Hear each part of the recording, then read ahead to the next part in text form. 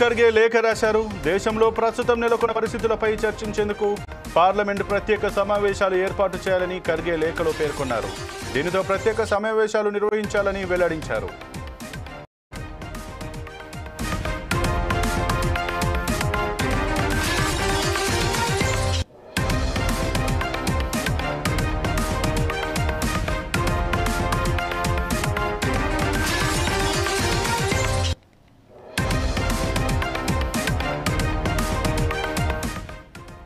ప్రధాని మోదీకి మల్లికార్జున ఖర్గే లేఖ రాశారు. దేశంలో ప్రస్తుతం నెలకొన్న పరిస్థితులపై చర్చించేందుకు పార్లమెంటు ప్రత్యేక సమావేశాలు ఏర్పాటు చేయాలని ఖర్గే లేఖలో పేర్కొన్నారు.